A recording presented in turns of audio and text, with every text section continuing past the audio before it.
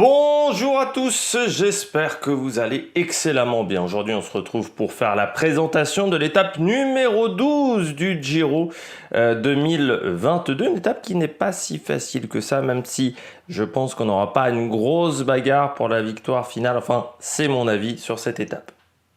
N'hésitez pas à vous abonner à la chaîne, à réagir dans les commentaires, mettre un pouce bleu, à partager la vidéo sur les réseaux sociaux, notamment auprès de vos proches. Dans les commentaires, n'hésitez pas à me donner vos pronostics pour cette étape. N'hésitez pas à me dire également ce que vous pensez de cette journée. Et puis, quand vous vous abonnez à la chaîne, ce qui est déjà très bien, n'hésitez pas à rajouter la petite cloche, comme ça vous êtes au courant des dernières vidéos qui sortent sur la chaîne. D'un côté, questions pratiques, de l'autre côté, ça m'aide également à rendre la chaîne plus visible sur YouTube, parce que bon, l'algorithme aime bien voilà, avoir des petits trucs où vous êtes sûr de cliquer. Voilà, on commence tout de suite avec cette étape numéro 12. Donc étape, je dirais, c'est une étape pour moi pour baroudeur, cette étape numéro 12, pas assez difficile pour que les leaders puissent faire une différence au général. Trop difficile, je pense, pour qu'on ait une bagarre entre sprinters. C'est une étape vraiment pour baroudeur. Dénivelé positif, 3073 mètres. Vous voyez, hein, c'est pas très dur pour une étape de montagne. Il n'y a pas de côte de première catégorie. Par exemple, sur cette étape-là, les montées sont quand même un petit peu loin de l'arrivée. Et un peu courte, je pense pas assez pointue pour réussir à faire la différence. Par contre, pour des baroudeurs, c'est l'étape idéale. Il y a de grandes chances que l'échappée vous laisse partir, surtout que dans 2 jours, il y aura l'étape de Turin, dans 3, l'étape de Cognier. Forcément, on va peut-être décider de faire un peu une journée off sur cette étape-là, parce qu'il n'y aura peut-être pas forcément d'intérêt pour une équipe de leaders qui devrait contrôler en plus une grande partie de la journée, rouler extrêmement fort, ça consomme pas mal de coureurs pour des écarts qui seraient limités en fin de journée du côté de Gênes. Donc voilà, c'est pas forcément une étape. Et puis du côté des sprinters, il y a trop de montées dans le final. Voilà. Et puis je pense que même le début de journée sera un petit peu éreintant pour les sprinters. Ça va pas être une journée si facile que ça pour être dans les délais, parce que ça peut rouler vite. Et la journée va quand même être éprouvante sur la première partie d'étape. Donc il faudra faire attention également pour les délais du côté de Gênes pour cette étape numéro 2. Ça serait bête de rater le sprint de Cuneo. Eh bien, on commence tout de suite par le profil de cette étape, de cette journée. 186 km entre Parme et Gênes.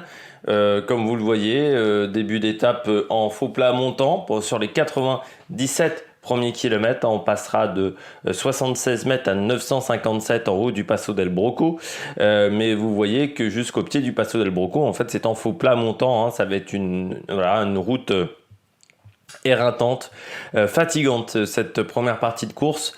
Ça va pas être facile pour l'échappée de sortir, et puis surtout pour créer de l'écart, ça sera le gros problème. Et ça va être une première partie de course fatigante. Le Passo del Brocco, 6 km à 4% de moyenne, côte de 3e catégorie au kilomètre 97.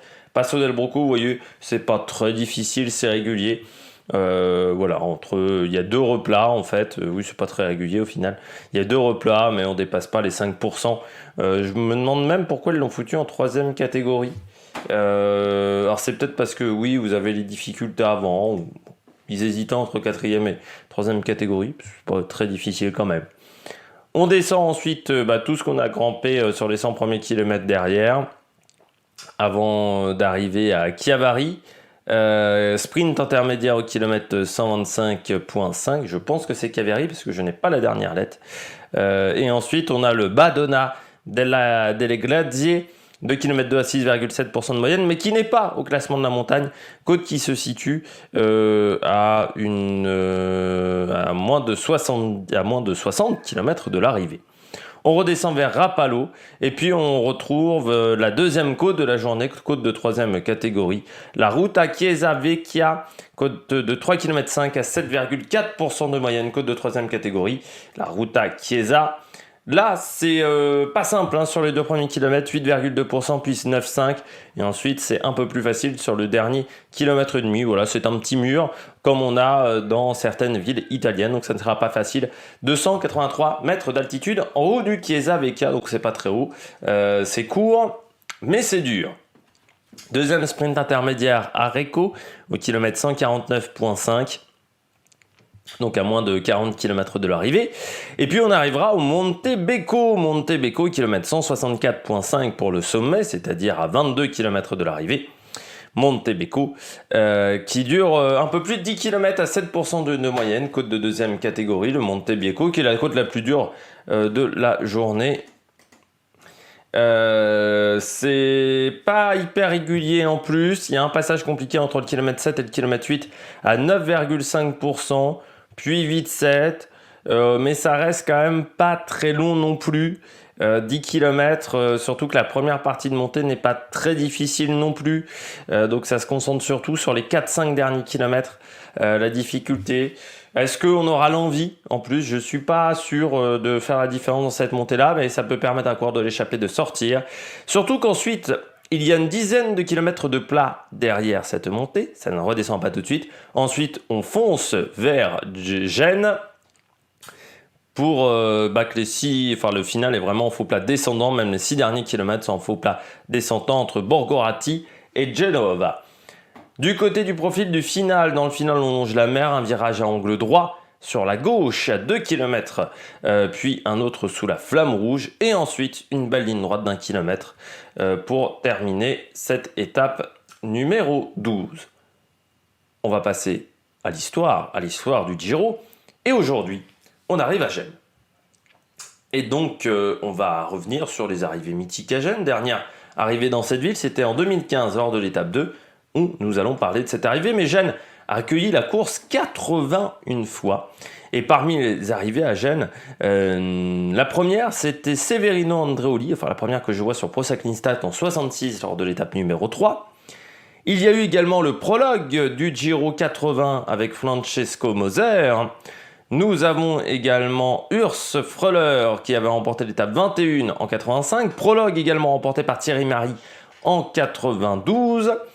Étape numéro 17 en 2000 avec Alvaro González des Galdeno.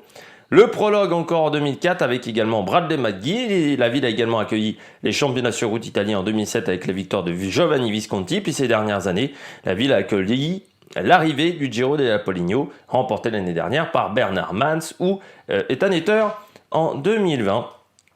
Mais voilà, la ville a accueilli de nombreuses fois des étapes sur le Giro depuis la création de la course. Nous allons nous concentrer, sur l'étape numéro 2 du Giro 2015. La veille, nous avons eu un contre-la-montre par équipe remporté par Orica Green Edge qui permet à l'équipe d'avoir le maillot rose. Étape pour sprinter avec un circuit de 10 km dans le final qui sera assez tortueux, il faudra faire attention.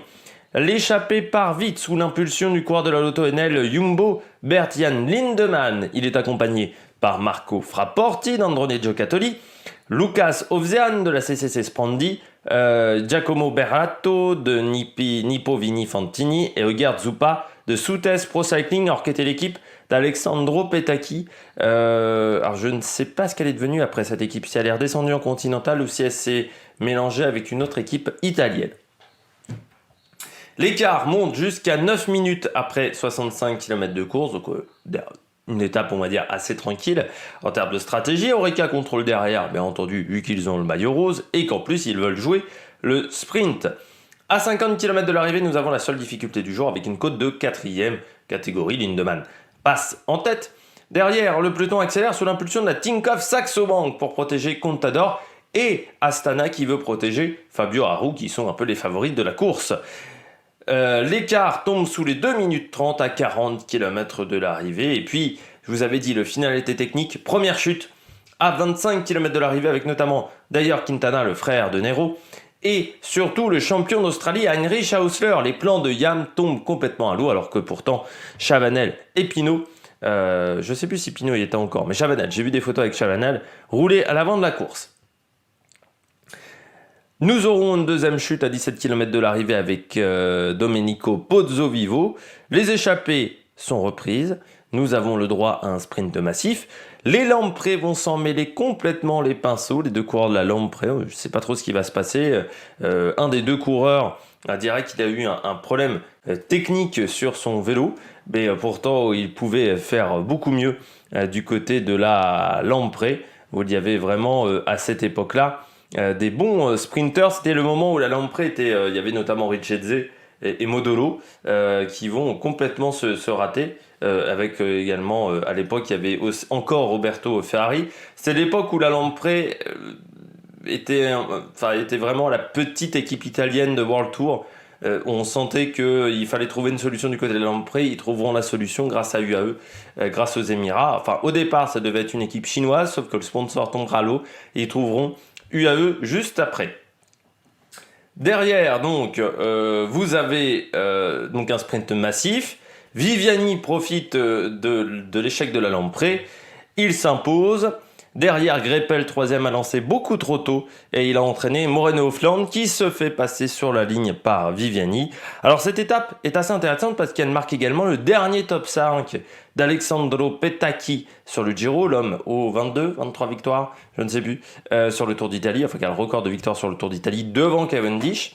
Boonen s'est raté pour son dernier grand tour. Il n'arrivera jamais à faire un sprint de qualité. Tom Boonen qui ensuite se concentrera totalement sur les classiques. Et puis Pozzovio perd plus d'une minute pour le général. Le maillot rose, lui, reste dans la même équipe. Mais Simon Gerrans le transmet à Michael Matthews qui a fini 7ème de l'étape. On passe à la météo. Quasiment 30 degrés pendant l'étape, il va faire très chaud, ça va être compliqué pour les coureurs, le soleil va taper, il va pas falloir oublier les indices 50, vent entre 10 et 30 km/h, de côté voire 3/4 d'eau, mais qui ne sera pas suffisant pour tenter un coup de bordure, je pense. Du côté de la stratégie, moi je pense que c'est une étape pour baroudeur, donc je pense à une grosse échappée de 15-20 coureurs et puis le peloton qui décide de faire rideau derrière. Peut-être une bagarre entre sprinters, mais il faudra contrôler toute la journée. Pour un Van Der Poel, surtout que maintenant il n'y a plus Guermeil aussi pour aider dans cette tâche. Donc je pense que ça ne sera pas forcément l'idée qu'aura Mathieu Van Der Poel pour tenter d'aller chercher pourquoi pas des points au maillot cyclamen. Et en plus, est-ce que c'est encore son objectif, le maillot cyclamen? Plus sûr. Du côté de mes pronostics, j'ai mis Gaboro, le cours de la Bardiani, bonne pointe de vitesse. C'est pas une étape trop difficile, on l'a vu en forme du côté de Naples. Van Der Poel, je le mets quand même, mais plutôt dans une échappée Van Der Poel qu'à tenter de contrôler l'étape derrière. Eduardo Affini, du côté de la Jumbo, bonne pointe de vitesse également dans l'échappée. Puis en grosse cote, j'ai mis Rémi Rochas, le cours de la Cofidis. Pourquoi pas? Même si je pense qu'il sera obligé de rester dans le peloton pour aider Guillaume Martin. J'espère que vous avez aimé cette vidéo. Si vous avez aimé cette vidéo, n'hésitez pas à vous abonner à la chaîne. N'hésitez pas à réagir dans les commentaires, à mettre un pouce bleu, à partager la vidéo sur les réseaux sociaux. Et puis nous, on se retrouve donc demain 7h30 pour la présentation de l'étape numéro 13. Et puis ce soir 21h pour le débrief de cette étape. Allez, ciao ciao sur la Meilleure Production.